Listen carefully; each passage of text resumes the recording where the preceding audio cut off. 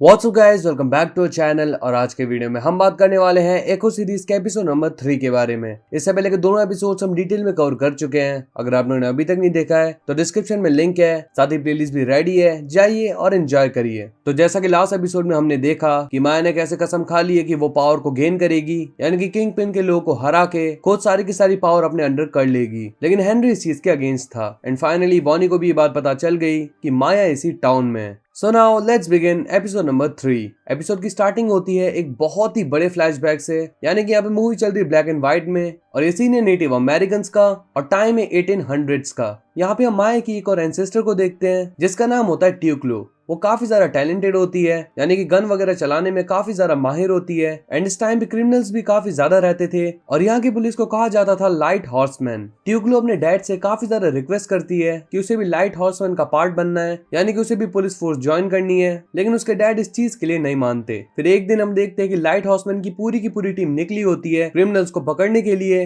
लेकिन यहाँ पे वो खुद ही उनके ट्रैप में फंस जाते हैं। यहाँ पे क्रिमिनल्स काफी सारे होते हैं और वो बस लाइट हॉर्समैन को मारने वाले होते हैं, लेकिन ट्यूक्लो को अपने डैड को बचाना होता है, तो इसीलिए वो डिसाइड करती है कि वो इस फाइट को ज्वाइन करेगी। एंड तभी उसे भी ग्लिम्स आते हैं एंड दिखाई देते हैं अपने एंसेस्टर्स, साथ ही दिखता है होली वाटर जिसे पी के उसके अंदर आ जाती है पावर्स। फिर काफी अच्छी स्किल्स दिखाते हुए वो सारे के सारे क्रिमिनल्स को मार देती है, ना सिर्फ अपने डैड को बल्कि लाइट हॉर्समैन की पूरी टीम को बचा लेती है। इसके बाद सीन शिफ्ट होता है वापस से प्रेजेंट में। यहाँ पे हम देखते हैं कि चूला यानी कि माया की नानी आई होती है अपने एक्स हस्बैंड से मिलने के लिए। जी हाँ गाइज, माया की नानी और नाना साथ में नहीं रहते हैं, वो अब अलग हो चुके हैं। तो यहाँ पे जब माया के नाना आते हैं तो वो चूल्हा को समझाते हैं कि माया यहाँ पे आ रखी है एंड एक बार तुम्हें माया से मिलना चाहिए, बट चूल्हा इस चीज में बिल्कुल भी इंटरेस्टेड नहीं होती है। वो माया के साथ कोई रिलेशन नहीं रखना चाहती। फिर नेक्स्ट सीन में हम देखते हैं विकी को, जैसे कि हमने एपिसोड नंबर 1 में भी देखा था, जो कि उसी स्केटिंग बार में काम करता है और उसने एक बार कॉल लगाया था किंग पिन के लोगों को और बताया था कि उसको पता है कि माया कहाँ पे है। तो यहाँ पे वो बात कर रहा होता है जेन से,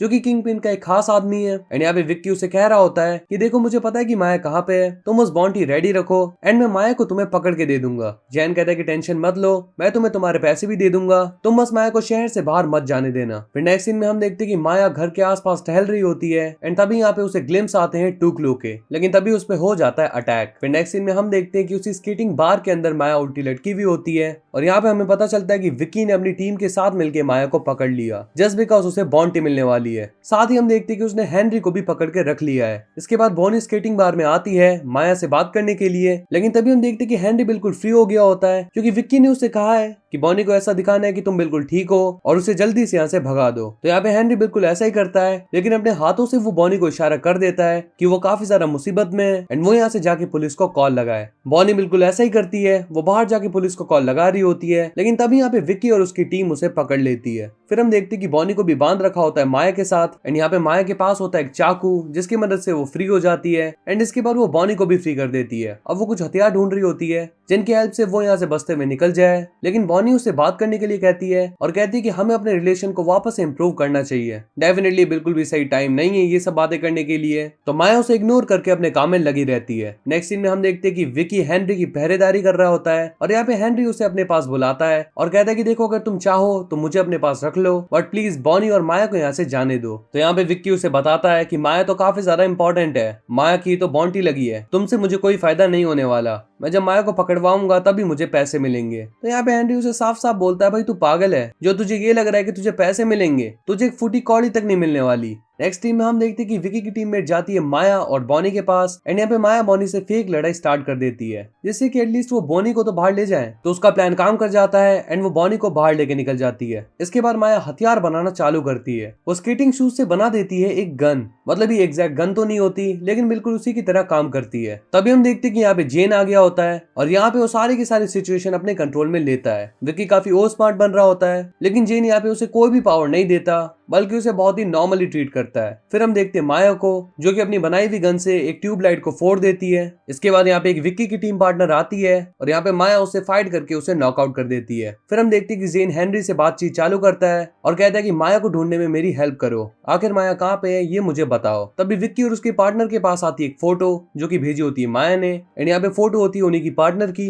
जिसे कि माया ने अपने कब्जे में कर रखा है। तो यहाँ पे विक्की जेन के पास जाता है मामले को संभालने के लिए और तभी जेन यहाँ पे उसके सर पे गोली मार के उसका काम खत्म कर देता है। और ये सीन डेफिनेटली काफी ज्यादा ब्रूटल था, यानी कि डिज्नी से हम ये चीज एक्सपेक्ट नहीं कर सकते। नेटफ्लिक्स पे जो पहले मार्वल के शोज आते थे लाइक डेयरडेविल वगैरह, उसमें तो इतना खून खराबा चल जाता था, बट इसमें इतना भी एक्सपेक्टेड नहीं था। अब यहाँ पे जेन आता है हेनरी के पास उससे पूछताछ करने के लिए, बट तभी यहाँ की लाइट्स बंद हो जाती है और बहुत ही तेज म्यूजिक प्ले होने लगता है। अब जेन के सारे आदमी जाते हैं माया के पास उसे मारने के लिए, बट तभी यहाँ पे माया बाहर आती है और सभी को बुरी तरीके से मारने लग जाती है। यहाँ पे माया अपनी सारी स्किल्स दिखा रही होती है एंड इसके पैरेलल एक और सीक्वेंस चल रहा होता है जहाँ पे हम देखते हैं ट्यूक्लो को फाइट करते हुए, और हम देख पाते हैं कि माया और ट्यूक्लो के मूव्स काफी ज्यादा सिमिलर हैं। ये सीन काफी ज्यादा ऑसम होता है, लेकिन फिर भी जेन के आदमी काफी ज्यादा थे तो वो माया को पकड़ लेते हैं एंड यहाँ पे बस उसका खेल खत्म होने वाला होता है। वो हेनरी और माया दोनों को मारने वाले होते हैं, और तभी जेन के पास आता है कॉल, और इस कॉल के बाद वो माया और हेनरी दोनों को छोड़ देता है। और ये चीज सच में नोट करने वाली है, मतलब कि उसने इतनी ज्यादा मेहनत करी, विकी को जान से मार दिया, इतनी दूर से यहाँ पे आया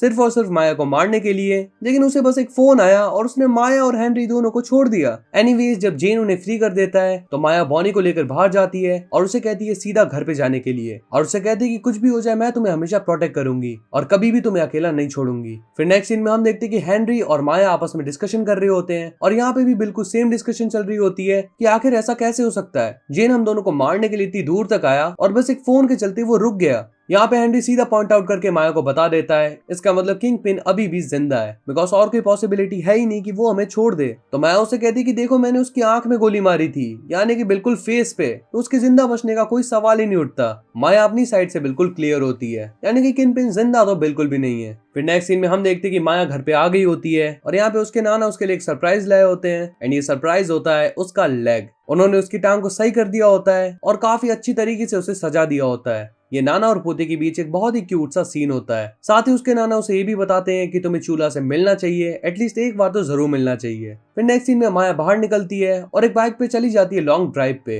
वो काफी दूर एक कैफे में आती है और अंदर वो देखती है कि बॉनी बैठ के उसका वेट कर रही है, लेकिन वो उससे मिले बिना ही वापस घर पे चली जाती है। एंड यहाँ पे उसे मिलता है एक बहुत ही बड़ा सरप्राइज। वो जैसे ही घर पे आती है तो उसके सामने खड़ा होता है किंगपिन। उसकी आंख पे पट्टी लगी होती है, लेकिन वो अभी भी जिंदा होता है। उसको देख के वो पूरी तरीके से शॉक हो जाती है, बिकॉज उसे अभी तक लग रहा था कि किंगपिन मर चुका है, बट ही इज अलाइव। और एपिसोड नंबर 3 भी यहीं पे खत्म हो जाता है। तो फिलहाल के लिए तो स्टोरी काफी ज्यादा इंटरेस्टिंग चली रही है, अभी देखना काफी ज्यादा इंटरेस्टिंग होगा कि एपिसोड नंबर 4 में क्या होता है। Well, if you enjoyed this one, then make sure to hit the like button and press the subscribe button if you're new in the channel.